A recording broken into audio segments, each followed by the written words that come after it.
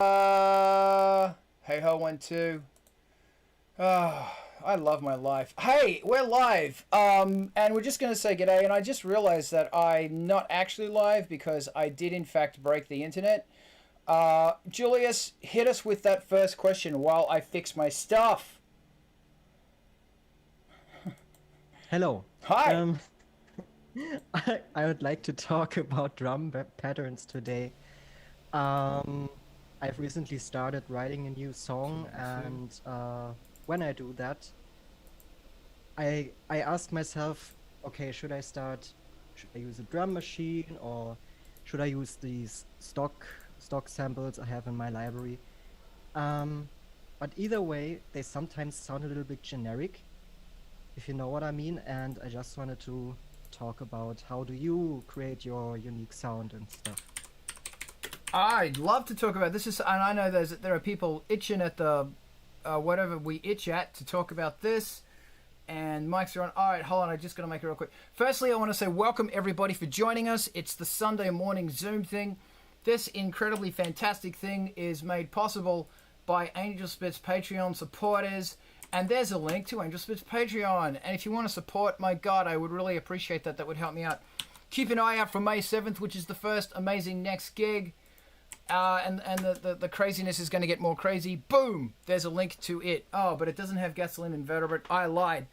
Julius, that's such an excellent question. And I honestly don't have it together right now. Oh, far out. And we're not muted. Okay. What I do is... I like starting with old drum machine sounds myself. I like starting early digital era. SB1200s, drumulators, Lin drums. I don't know why they're really punchy. And there's so much you can do with them. Like you can mess the sound up. You can compress them. You can do a lot with them. I don't like 808s for some reason. I don't use them. That's just me personally. So as far as the actual timbre of it, that's where that comes from. I also use loops. And I have a recording of a friend who did... I went around his drum loop once, drum kit, and I recorded everything. He was playing it. And it's ballsy as McBalls. And another time I worked with the amazing Chris Kling, and he threw down drums as well. I also sample drums. I have various recordings of various random strange things like me bashing stuff. Yes, trash cans. Yes, pieces of metal. And I actually have a kit. I used to live at this amazing abode in Australia called the Rock House. And here's Mark. And I recorded a whole bunch of stuff there at the Rock House. And I still use that stuff. It's all on the K2000. So welcome, Mark. So I'll distort stuff and compress it. I use the K2000 a lot because I love it. But I'm not sure if this is what you're asking, but something I do a lot of is I will take drum loops. And a big thanks to Adam. I recently grabbed a whole bunch of drum loops from Adam, and they were brilliant. And you guys should do the same thing. That's an opportunity for you to plug in a moment, Adam. Really damn fine loops. Well done, man. They're great. And, you know, a drum loop that goes boom, boom, chak, chak, boom, cha, that's great. But when you got someone doing a feel like gadang, chak, chak, gadang, chak, chak, chak, tika, chak, cha, something like that, it's even better. Because you can start really messing with stuff then. And I always say, you know, if you want to learn from the greats. And when it comes to drum programming, I think the Prodigy are greats because they learnt sample directly from the greats. And they took those fills. And something I'll do a lot of is if I'll have a song and it's in a certain tempo, and then I'll reference a Prodigy song or many other bands who are really good at drums, and I'll reference what they're doing. I will actually have a look at it, go back to the original loop, listen to why that loop is weird, and I will copy the groove quantizing that's in that drum loop. So I'll take, and then I'll line my drums up to, you know, hit with the same groove that the drummer hit. And yeah, the funny thing about drum loops, and this is going to then go in, and if I'm off topic, please tell me. What's really interesting about drum loops is that there's I love crazy syncopation. I love it. Most DJs don't, Same. and most audiences, I've got to be careful what I say here, are not a lot of people in a club appreciate it. They just want to hear boom, boom, boom, boom. And it's funny that I listen to a lot of Prodigy tracks that get played in clubs, and they don't go boom, boom, boom, boom. They have a lot of really cool breakbeats going on, but because they're so good at programming those beats, they can get away with it. So, in answer to your question, pre-digitals, SB12s, and I've got samples of all that stuff as well somewhere. Ask me, and I'll point you in that direction. Here's Eric again. That's me done. I'm going to shut up now. Welcome, Eric. He's gone. Did we just lose him? Okay. So anybody else is now welcome to talk. Adam wants to talk. Go.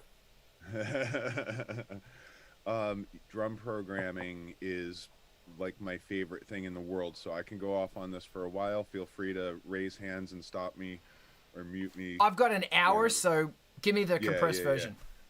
So I'm gonna start with some process stuff. One of the things that I do is when I'm working out what I want to do with the drums is I literally just tap it out like I did when I was a teenager on my desk in high school, driving my chemistry teacher crazy to boom.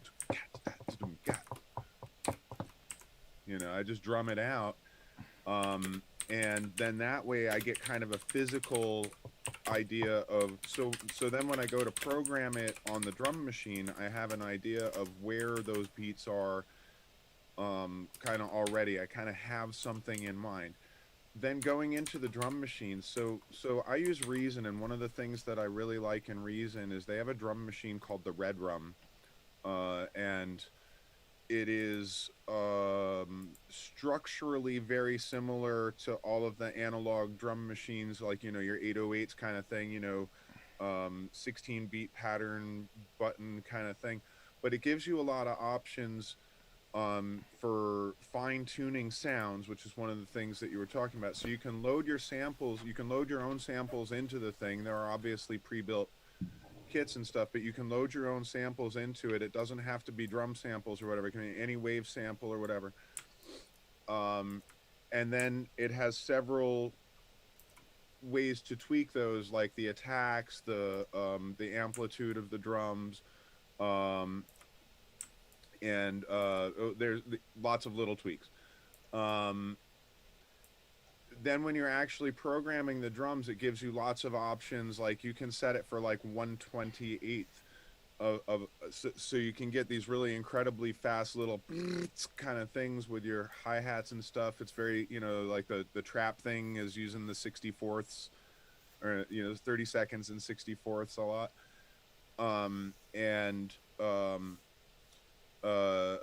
So it's a very powerful machine that gives you a lot of control.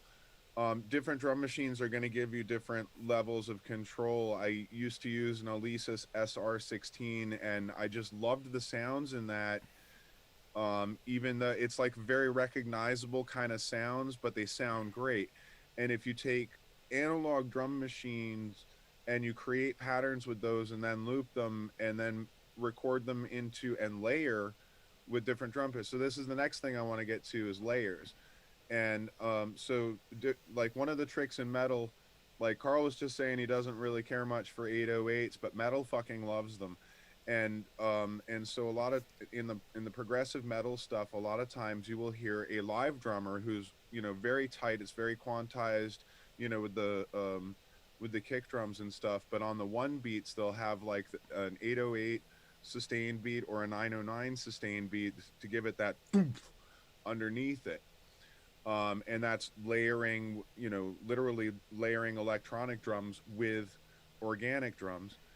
And you can do that vice versa in like you've got a sequence, a drum machine, and then add organics to it, like shakers or claps or anything that you can get on the microphone and make noise with, like Carl was saying, clangs, whatever you want to bang on. You can also take those bangs that you make and then sample them back into something like the red rum, or if you have an Akai or something. Go for it, buddy. No, dude, I'm not interrupting. The floor's yours. I just put my hand up, and then John put his hand up. Okay. John, you're before me. Go, Adam. Then the other thing that I'm going to mention real quickly is layering actual sounds. So to get more unique sounds, what I like to do is I like to make what I call layered kicks. I mean, everybody calls them layered kicks.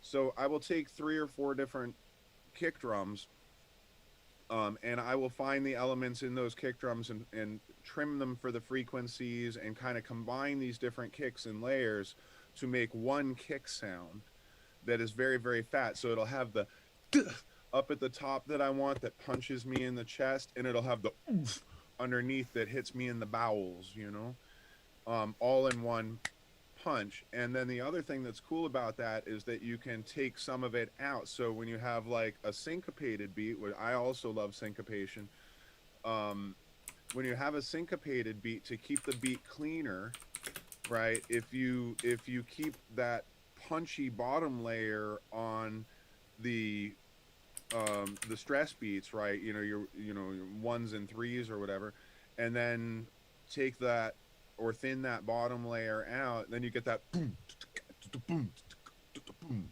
kind of, you can get the and then the right.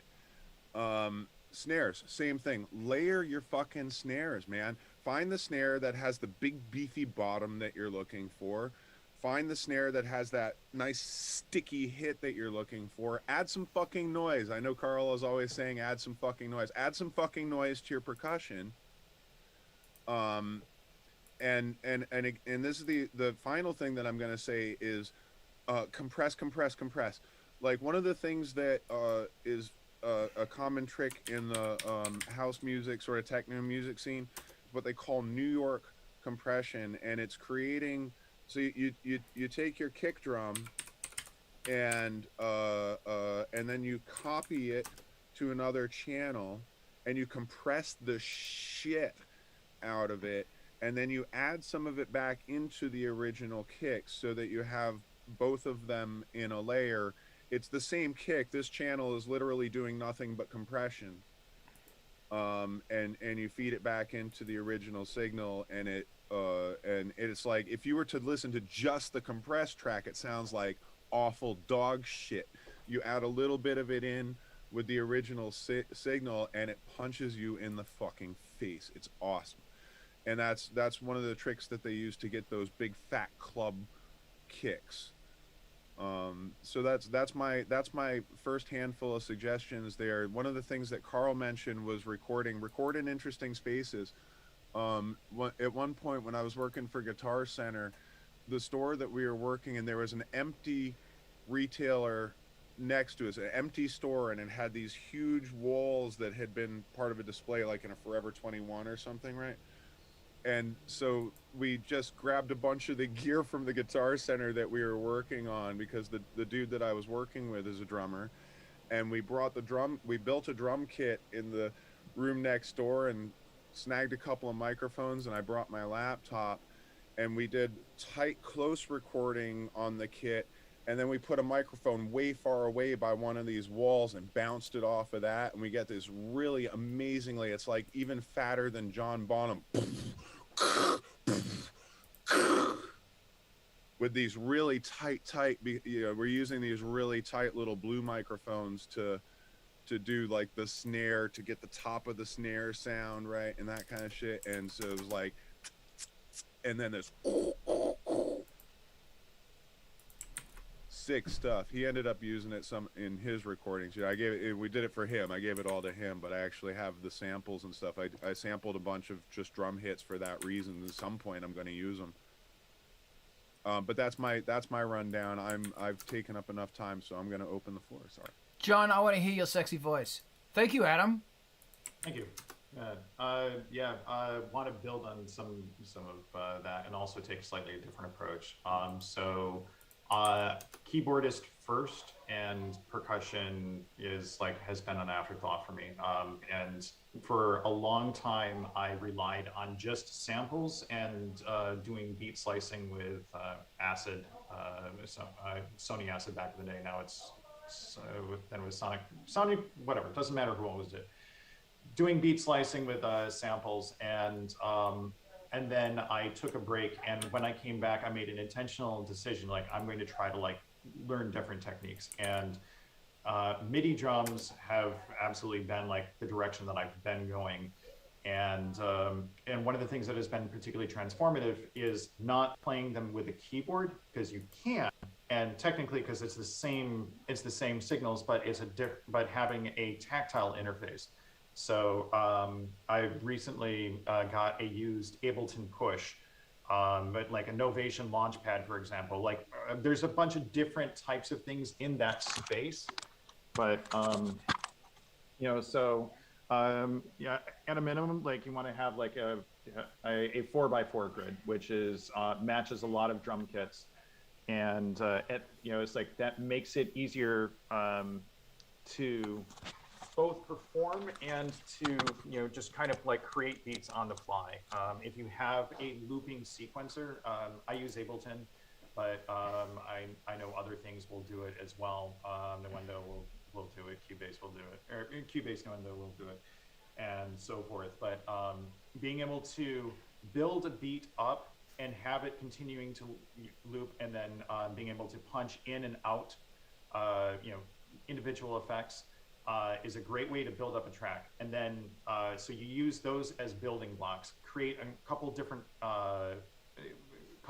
basically your own samples, your own playing, and then sequence them.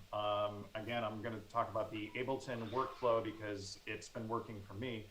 You come up with those building blocks, and then you can perform and choose, basically tell it, just play this block, then play this other block, and then switch back and forth between them, and use that to build up a much more complex sound, and also providing the randomization. So we've been talking about dirtying up sound in a number of different ways. One of the things that you can do is adding some kind of random element. Some of it can be organic, some of it can be just not hard quantizing everything, and just letting that kind of performance fuck ups just bleed through, because the more sterility of sound can be appealing to a point, but it's do you want to listen to a robot, or do you want to listen to a human performing? It's it depends on the aesthetic that you're going for, and what your audience is. I mean, there's absolutely a place for micro editing and so forth, and there's also a place for having just that kind of dirty sound. Amon Tobin, who is a drum and bass artist, started off doing drum and bass and electronica, did an album called The Foley Room, which he literally walked around with microphones and in an urban environment, and just found sound as an instrument, as part of the compositions. And so if you take anything away, samples are fantastic. Making your own samples or using things off the shelf to just kind of spice things up really helps. And then having a workflow that allows you to create patterns and then resequence them on the fly is a very efficient way of creating a percussive track. John, thank you. That was brilliant. And thank you, Adam. Eric, welcome once again. If you have questions or you want to dump in, you're always welcome. And Tanner, it's good to see your face. Thank you. I'd like to shoot my mouth off for 20 minutes, maybe 2 minutes, actually. So I just gave you a whole bunch of drum samples. And the KR55 is a Korg, and that's what, if you want to sound like early Depeche Mode, that's the one to use. The SP1200, the SP12 and Drumulator are bloody awesome. They're sample they're actually sample bass drum machines, and if you want to sound like middle early Depeche Mode, they're the ones to use. Lindrum LM2 is probably the best friggin' drum machine there is. The sounds are so good. They're just great. And if you want to sound like basically everything from the 80s, use an LM2. And all those other drum machines are great as well. But that's that part. Secondly, excellent advice on this. Shaker, the egg. I stole this from my niece and nephew because I'm a terrible man. And another thing is, we just lost Adam. Fuck that guy. Another good thing to do is do a clap track. And a clap track happened in the disco era, where after they had finished the recording, everybody would stand around two microphones pointed at kind of 90 degrees so they'd get a stereo room sounds, and they'd all go, yeah, woo, ow, come on. And if you do that, if you have a party around the microphones, obviously like one or two people are wearing headphones, and then everybody else is either playing shakers or eggs or clapping, and you have a party environment, your track will sound like a party. And if you're going to play claves, do it at the back of the room because they're very loud. But the thing is, if you have got real claps going down, or if it's just you in your apartment, do it. And a really fun thing is if it's just you or only two friends or one friend, set it up in such a way that the mic's there and you're close. Then do another one when you're 5 foot away, and then do another one when you're 10 foot away. So what you're going to do is get 3 layers that have got different spacings going on. Clap tracks are the win. Listen to James Brown, because you just should listen to James Brown. Listen to P-Funk as well. And Marvin Gaye, and I could go on. Like, you know, if you want to learn how to drum, listen to James Brown and the drummers whom he employed and didn't pay royalties to. That's the funk. Another person to listen to is Brian Eno. Brian Eno's got some crazy ideas, not just about adding stuff, but pulling stuff around. Like your drum beat might go boom, da, boom, da, boom, da, boom, da, boom, da. And he'll say, boom, da, pull it out, boom, boom, da, boom, da. Like that. Some of my favorite drummers, for example, Stuart Copeland, are so... Is Twitch down? Is Twitch down? What are they saying? Oh, fuck you, Twitch. Hold on. What a pile of dog shit. Everything else is live. This is going to go live on YouTube. Please restart your broadcast. No, suck a dick. Yeah, we're live on everything else, so I'll just go, hey, watch the other stuff. What was I talking about? Brian Eno? Brian Eno. James Brown. James Brown. Oh, it was really important. It's gone now. Yeah, James Brown talks about pulling stuff out, and that's really important. Sorry, Twitch, shit happens. I talked about Brian. Kraftwerk are also really good because their drums are analog, and you can hear the tonality of their drums changing. And that's a great thing about analog drums, like not a sample of analog drums, but actually analog drums, is they change. And you can use a software plugin to emulate that. A slight randomizer on the pitch of the snare. Technically speaking, snares don't have a constant pitch because the harder you hit it, the higher the pitch is, because you're stretching the skin more. And if you start incorporating stuff like that, you start getting a real kind of sound going on. And my last statement is a question. Wow, I just want to punch all of my computers so badly right now. Julius, what software do you use? Because I want to talk briefly about groove quantizing. Okay, yeah, my DAW is still FL Studio 20. Say that again? When I work with FL Studio. All right, yeah, 20. cool. Yeah, and when I use drum machines, it is the FL Studio one. I think it's called DrumX, and there's another one that's called Bass Drum, which is exclusively for bass drums. Yeah, that's it.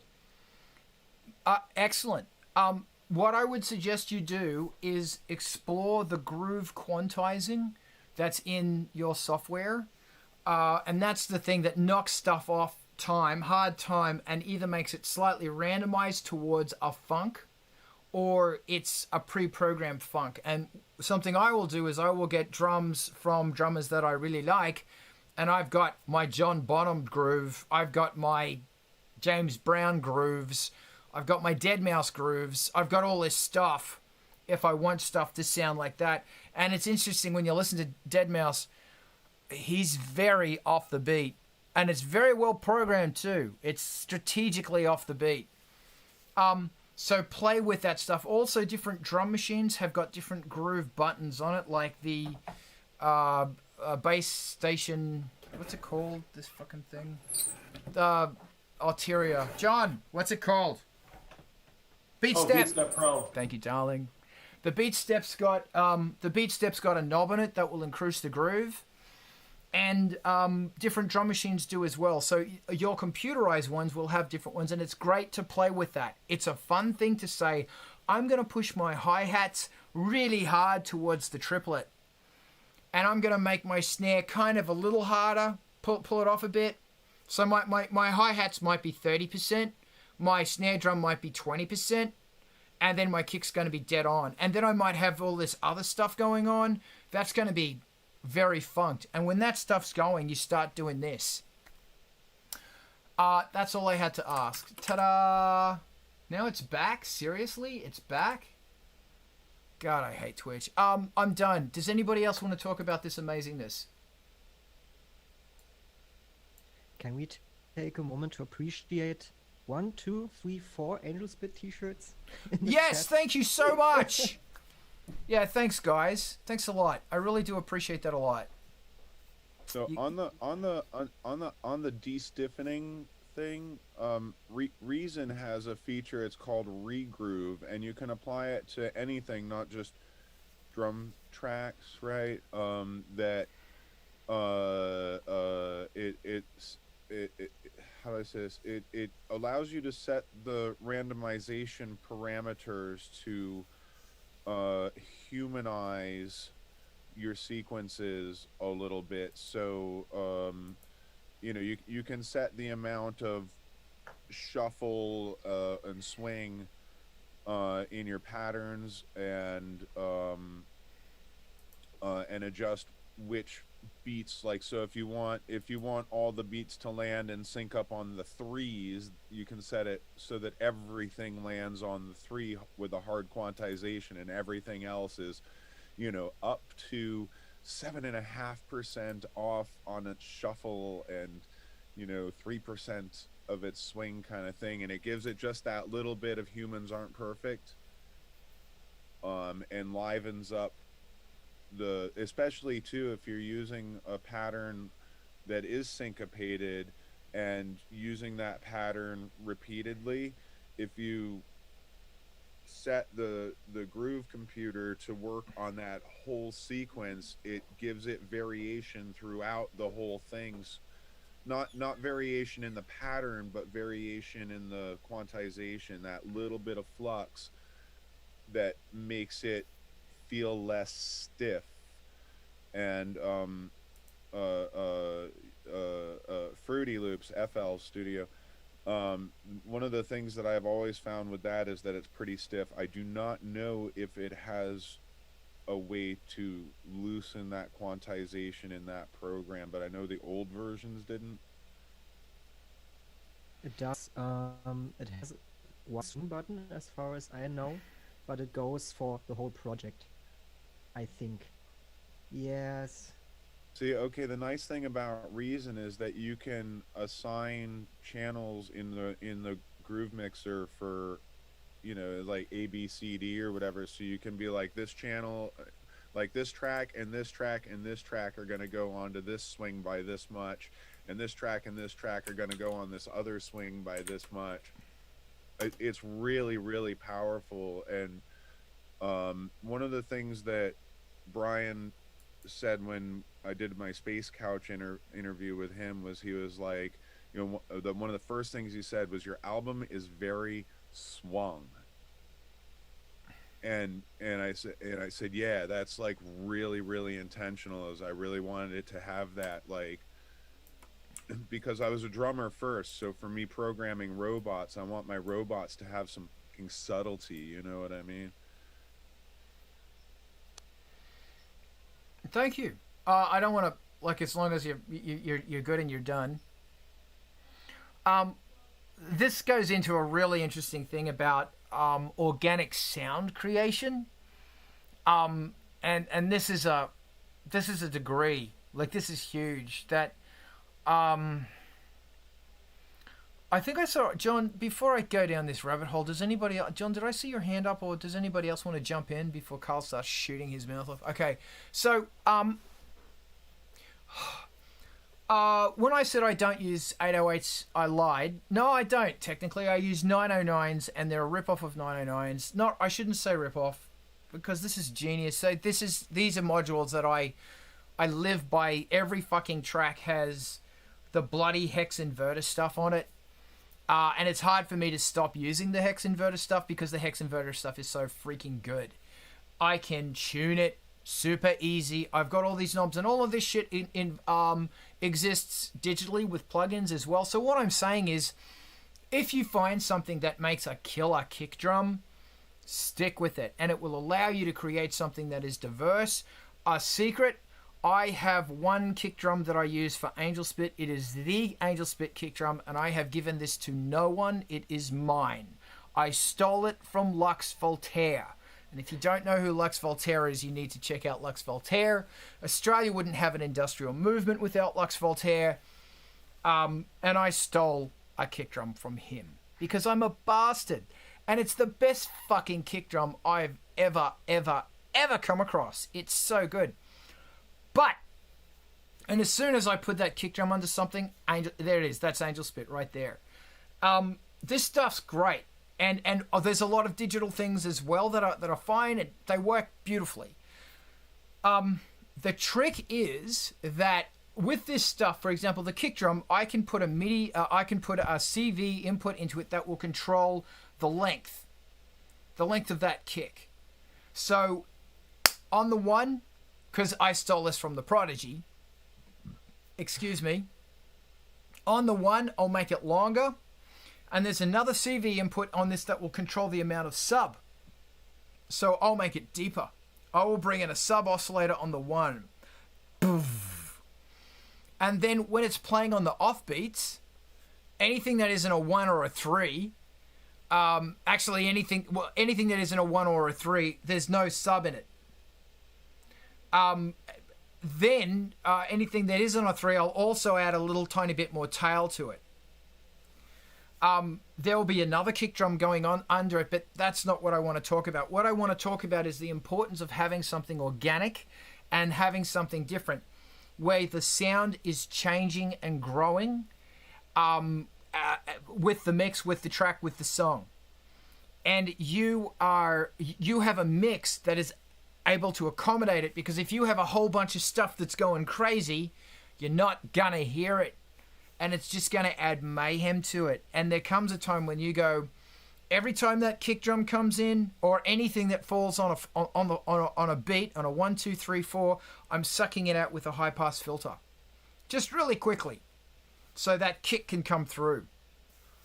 And this is also important with your bass sounds and all your sounds. What? Not meaning all the same drums, but using some of the same drums. Thank you for translating for me, Adam. Also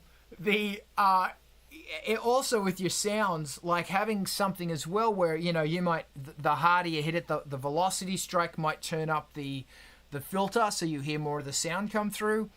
Or it might change the waveform. It might change the pulse width of the waveform, or something like that. Or you might have a really slow change going on, because you got to remember, with a bass guitar, it doesn't always sound the same, and with a MIDI Moog, it doesn't always sound the same, because those little oscillators are doing this, and the harder they hit that bass string, the more it's getting sharper, and the more attack there is, every single time it's a different sound.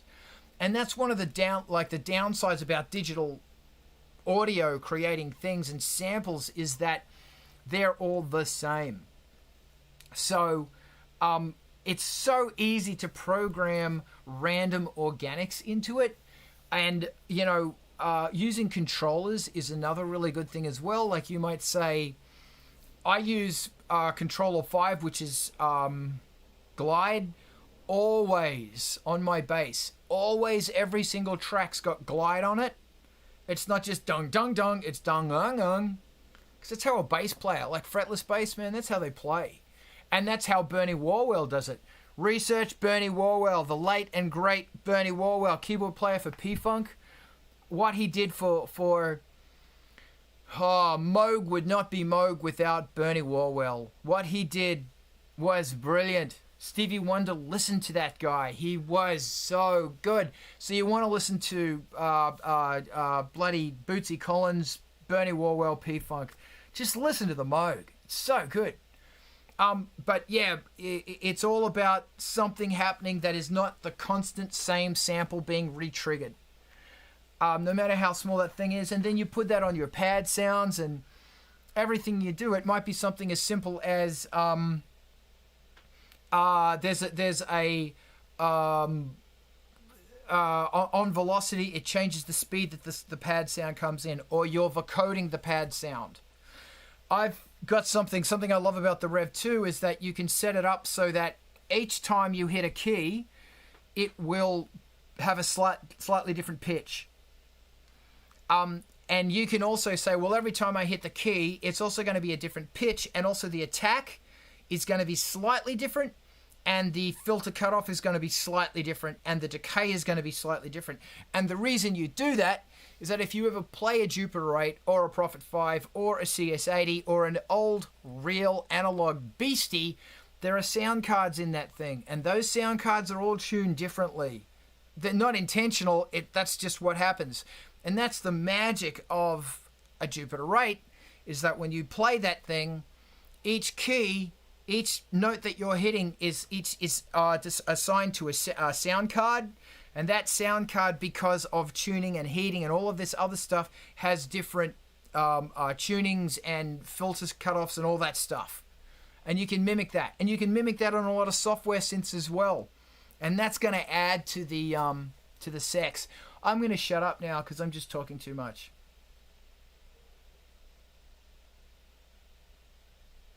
I started getting in a rabbit hole, like you were talking about, mixing signals and looking up the differences between ring modulation and vocoders, which is it's splitting hairs a little bit, but they are different. Oh yeah, they're different. Well, but I was seeing how they're different and why they're different. That's the, you know, and looking at the actual, yeah. But yeah, it's like, but because ring modulation is, you know, please step in. Like, my understanding is that it's more of a pure combination of two disparate signals with, and vocoding is you are mixing signals, but there's also you're analyzing one of the signals coming in and using that to modulate as well, based on pitch. Yeah. So I'm going to put up, I did a blipvert on vocoders, and if you guys will just give me a few seconds, I'm going to put that into the things. But fundamentally, the less you know, the better, because that means you can play around with stuff and maybe get stuff right. For example, if you have pads going on and you ring modulate your voice onto those pads, you're going to end up with something totally different to vocoding. And that's great. Play with it. Hold on a minute. Woo! Do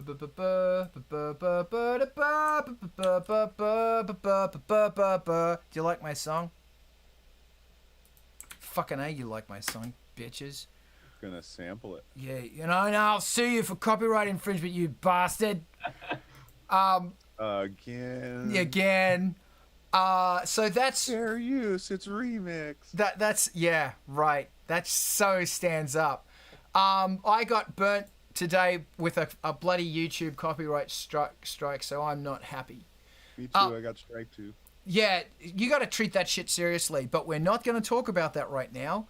We're going to talk about vocoders. So that's two videos I made about the vocoder. So what it's doing is the vocoder is going to analyze your voice, go through it with it's going to look at it with a whole bunch of bandpass filters, and you know, like the bouncing when you look at your voice on a spectrum analyzer, it's going to go, well, that's your voice doing that. Now I'm going to apply that to a big pad sound, and I'm going to apply that same shape and moving and everything else. No, don't read Wikipedia. Listen to me. Because what I'm saying is probably not factual, but it's way more entertaining. Christ, how many times do I have to tell you? And it's going to apply that, so it's going to sound like a Cylon. But you'll never sound like a Cylon, because a Cylon is the greatest vocoder sound ever, because they're using an EMS vocoder, and it's so good. Oh, it's a good vocoder. Whereas what a ring modulator will do is it'll say, here's signal A, here's signal B, and I'm going to compare A and B, and I'm going to add them together, and that's going to be my output. And sometimes it'll say I'm going to minus them. That's going to be my output. Usually they add them together, and that's the output. But they're very interesting. They're really interesting things, and I should use ring modulators more. But I sold all my ring modulators because I never used them. But you should use them, because if you want to sound like Devo, and you want to sound like Devo, that's a good thing. Use a ring modulator. And here I am chattering. Somebody else should say something, because I'm just. Is there a digital ring modulator that you recommend, or your recommendations analog based? Yeah, I don't know a lot. I'm sure there are some really good ones. I don't know any. I don't know what they're called. But somebody else. But they're great things to play with. And the great thing about digital technology was go, okay, ring modulating, simple algorithm. We're now going to add all of this other bits and pieces to it as well and come up with something new. So, yeah, because there's all this other stuff like waveform modulation and spectral analyzing, I think it's called. All this crazy shit. Lots of different types of... So, yeah, that's right, Aussie Rob, thank you. The Dalek is, in fact, a ring modulator. And they're kind of harsh. Yeah. But no, it's a great thing. Here's something fun to play. If you can find a ring modulator, have a low tone. Just this big, fat, low tone going on. That's kind of spelling out whatever the chord is. And you do your vocals over the top of it. And you ring modulate it. And then you distort it. Or don't distort it. It's up to you. That could be something really cool and really interesting. Or vocode it. And if you vocode it, it'll sound like, let's groove tonight. Which is a good thing to sound like, la la la la la. Which is a good thing to sound like Earth, Wind and Fire. Or was it Cool in the Gang? Oh. Wow, really? Wow, really? Wow. It doesn't matter, we all suck on that one. I think it was Cool in the Gang. John, don't you dare. Are you Googling this right now? Who did Let's Groove Tonight? No, I was looking something else. Was it Earth, Wind and Fire? I don't know, but they're another really good band to listen to as well. Because they were one of the first bands to use emulator digital sampling. I'm sick of my voice. Somebody else asked me something. Hold on, Tanner, didn't you say you had something going wrong in your life? There's the blue hand.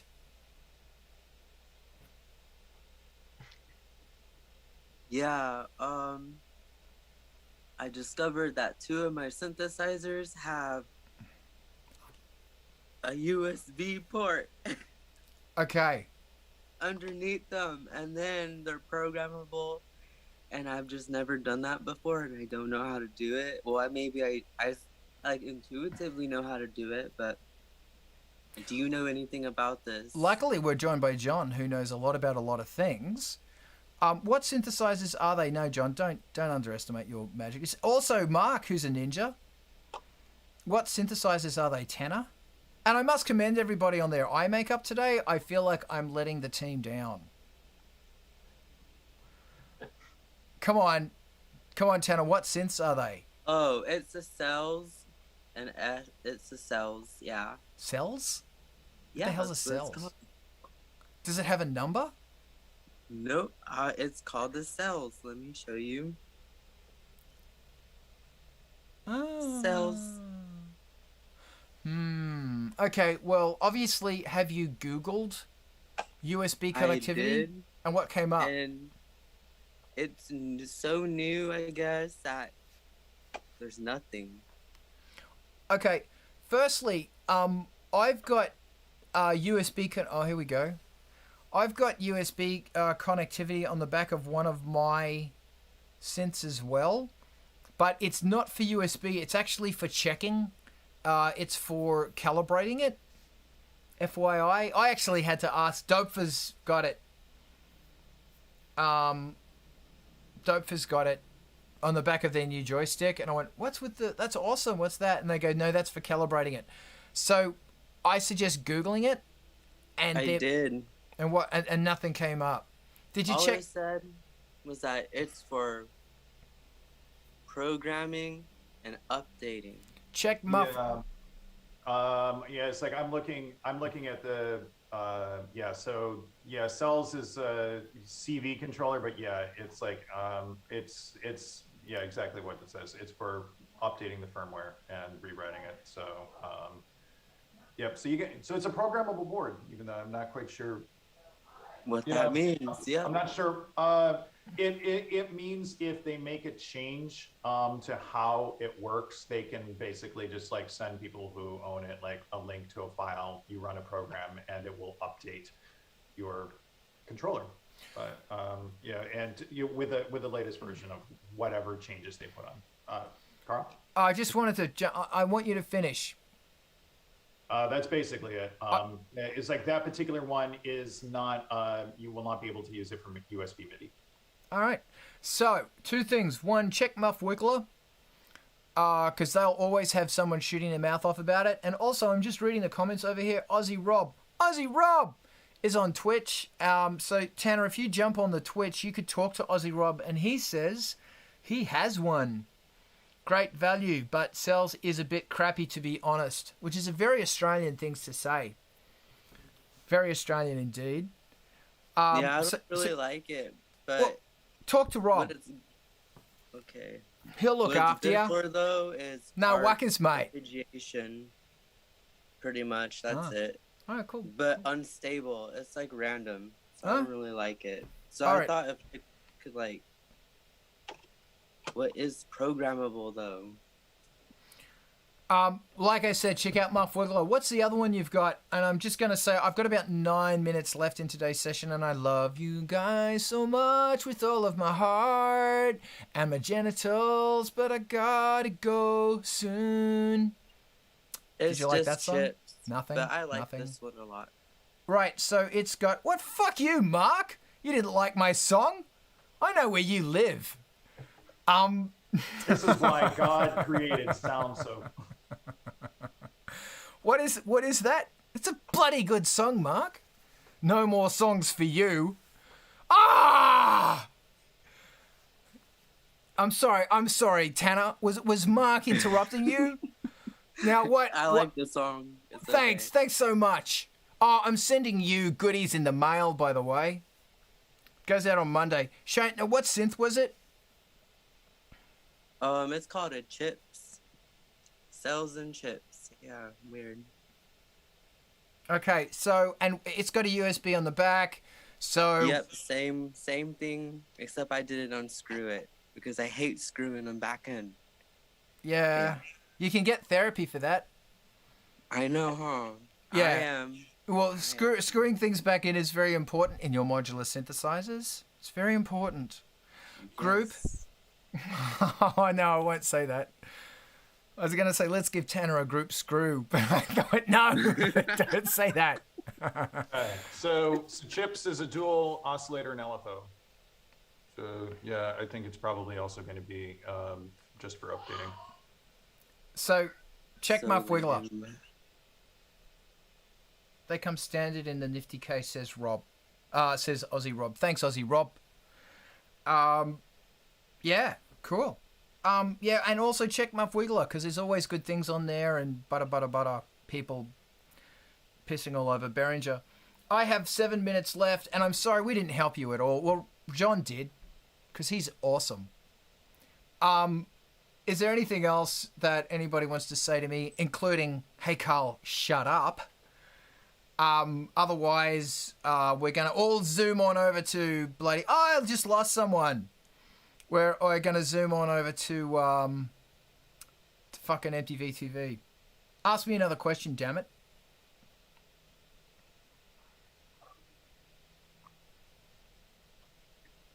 So I'm going to be moving soon, and part of that is having a little bit of time between having like a proper studio space.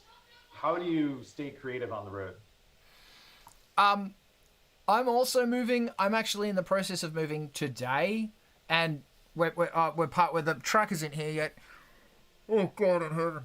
So the way what I will be doing is this shit all comes down in a week or two, probably in a week, probably less than a week. So that's all the fun stuff's gone, and it's not going to be set up again for another month. So what I will do is I will do a whole bunch of stuff that I can do on the music computer, which will be the last thing to go. Music computer, laptop, monitors, last, and the cats. Last thing to go. So I can be doing production and mixing and boring stuff on this stuff here, while all of this stuff is gone.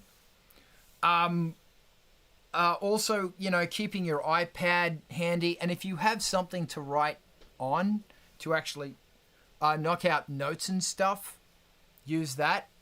But if I'm actually on tour, I have my iPad and I'm knocking stuff out and writing stuff down in a notepad. I hope that helps. Anybody else is welcome to chirp in. Yeah, like I was eyeing I have a key step, not the pro, just like the basic key step, Yeah. which is you know, for controller and modulation and also whatever, it doesn't matter. That and laptop, but yeah, I was struggling. Like I was like, I want to bring a microphone, but I have no idea what the hell to use, or I just don't, or I use the laptop microphone and just distort the hell out of it and just be like, yep, that's what it is. Yeah, do that. I mean, like that can be a demos are just fine. All right. Demos are fine on a laptop, I reckon. So how long? But like how long before you move? I'm moving at the end of May and going back to MPK Mini. Nice. Oh, and it has pads too as well. So there's that's an input device. Yeah, moving at the end of the May to back to New York, upstate New York, and that will be who knows how long it'll take me to get in, but the goal is to be in before the school year starts. Oh wow! Okay, good on ya. Good luck with that one, John. Won't be boring. No, it won't be, and you have my love because I've done that move before, and it's an adventure. It'll be a double actually a quadruple adventure for you. Yeah. I'm gonna. Hello, Richard. I'm gonna turn off.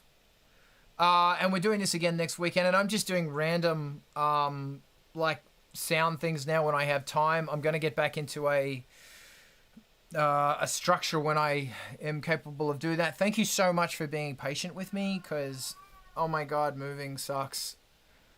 Oh, so much. Yeah, that's it. Thank you. And Adam, thank you for putting that Akai Pro down there as well. Good stuff. This has been good. Thank you for your questions.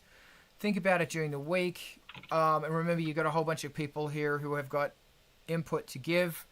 And yeah, Eric and Mark, feel free to, input more. We need you. Blah, blah, blah. I have minimum input because I'm still working on the skills portion. That's cool. You're always going to be working on the skills portion. Yeah, but I don't feel like I'm quite at the point where I can effectively make music, but I'm not going to go into that right now. All right. Well, that's actually a good one for next time we meet up. Like, oh, how do I do this? And yeah, I'll just say this in passing really quickly. Remember that you have a strategic advantage in not having the skills that that people fall into ruts really easily. Like, oh, I like I like playing in D, so I always go D, F, E flat, bam, always. And that's because you don't have the skills and you don't, because you don't have the pattern and the mindset and the, you don't fall into that cliche trap. You are still to invent your own paths. So utilizing, so many musicians look back at themselves when they were 16, 20, young in their musical career, and looking back going, oh, I had no idea what I was doing, but some of that stuff was really inventive. That is a strength. And if you become to the point on keyboards that you are no longer inventive because you just know what you're doing instinctively, pick up a bass guitar or make an instrument, So never let anything stop you from making your art because you think you're not smart enough, good enough, have the skills, or any of this other stuff. Doesn't fucking matter. If you want to listen to stuff that is bloody, it's just about art and they didn't give a shit about the process, and listen to old Devo. Although it's really bloody smart, really smart stuff. And I'm talking Jocko Homo. Are We Not Men? Way the fuck back there. And also listen to old Kraftwerk, although Kraftwerk did know what they were doing because they're actually quite accomplished musicians. But listen to Devo. Didn't know, didn't care. Or they did a bit, but, and ask yourself, do I know more about music now than one of the Ramones did when they first started? Yes, you probably do. For example, what's the difference between a bass guitar and an electric guitar? So I just say, go for it. Just throw yourself at it and do not put these mental blocks in front of you because, mate, you'll do that. All of us do that. I do that, and I know everyone else does this, and it's like, oh, I don't want to do the track because, like Adam said the other week, the hardest part is lifting your fucking foot up. Julius, go for 30 seconds. Mark, are you on our Discord server? Yes. Because you could easily put all your demos there and show them to us.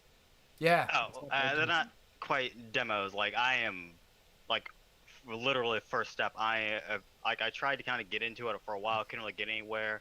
I read some books on music theory, got a little farther, and now I'm using Musician to teach myself some piano so I at least know how to move my fingers.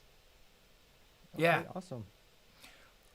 I'm going to back Julius up on that, and I'm going to say, when you're confident, throw yourself, put up something on and share it on Angelspit's, because they're a real, very, very encouraging bunch. Most of the people are here.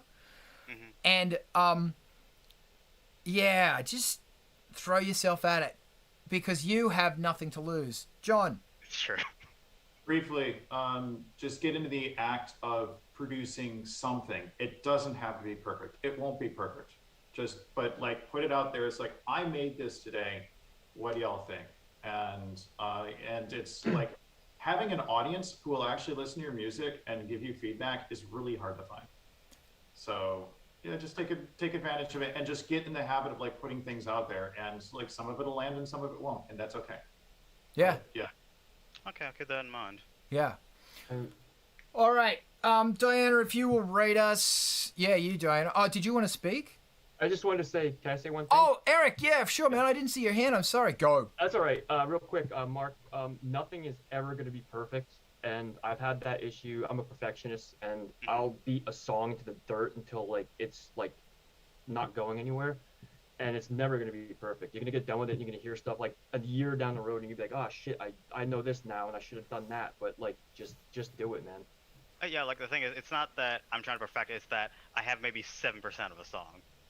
But if that's where you're at and you're happy with it, then, and if you're not, then keep working. But if you're happy and that's you're confident that's good, then I just put it out there, man. Oh no, it still feels gameplay. But once again, it is 103. So another time. 7% is greater than 0. Yeah. Yes. Yeah. Half a sentence. If you can hear it in your mind, you can make it. There's more encouragement on this channel than on the Disney Princess channel, let me tell you. And on that stage, I will say we have to let it go. And also, Brian started up with Space Couch again. So we're all going to wave like the Brady Bunch, and we're going to raid to MTV TV. Bye, love you, bye.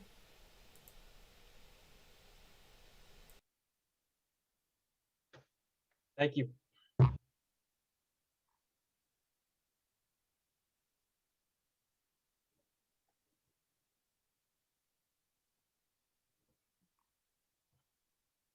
Of yourself.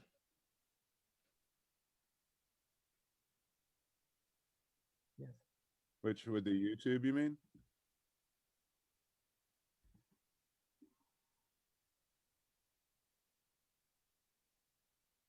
Oh.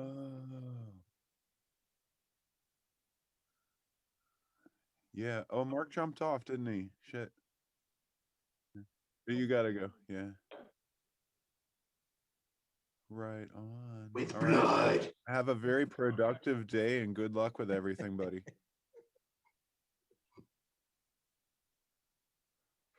Take care, man. Thank you.